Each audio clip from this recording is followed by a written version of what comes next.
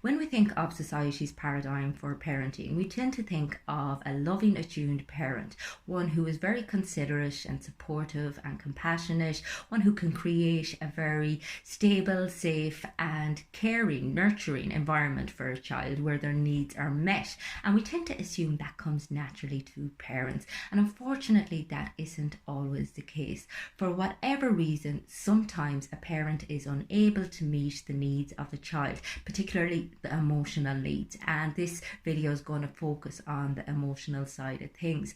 And I think people find it very difficult to recognize that there was a deficiency in their childhood. They feel like as if they're being somewhat disloyal to a parent or betraying a parent, and it's not a blame game. It's not about pointing fingers. It's just about recognizing that some of your needs weren't met, and also acknowledging some of the areas that this may be impacting on in your adult life. And I suppose the first area I'm going to look at is relationships.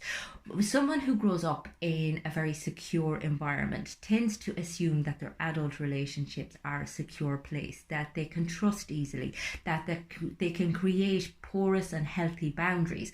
Whereas somebody who grows up in a very unsafe environment that feels unstable, where they feel rejected, where they feel regularly criticized, they tend to internalize an insecure concept of relationships, and they assume that this is the blueprint for love. So they tend to recreate very chaotic relationships in adulthood and assume that this is the way that it's meant to be. And at a logical level, you know what a healthy relationship actually involves and entails, and yet we are drawn to repeat what is familiar at a subconscious level.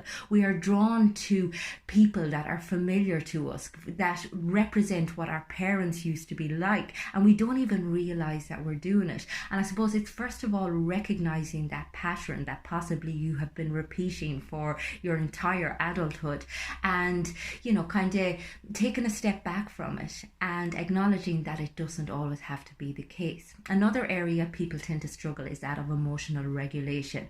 When a parent is emotionally dysregulated or unavailable, then they never mirror behaviors to a child that a child needs to learn in order to be able to deal with their own big emotions, particularly the negative ones. And consequently, the child grows up with no skills or techniques available to them in order to be able to regulate and to self-soothe.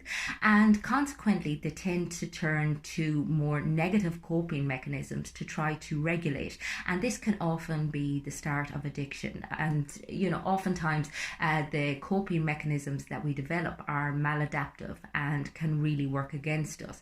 But it's recognizing that this is a skill and it's something that you can learn at any stage in life. But again, it's about acknowledging that you need to do the work.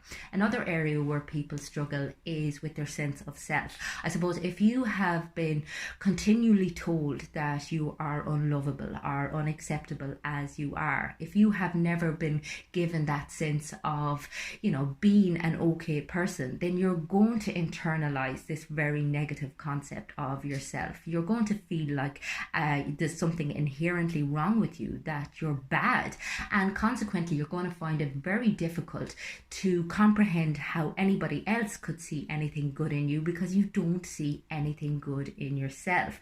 And that can be such a difficult way to live your life, because again, you're just projecting people's hatred back onto yourself, and that can be so debilitating. It makes it so difficult for us to excel in any aspect of life.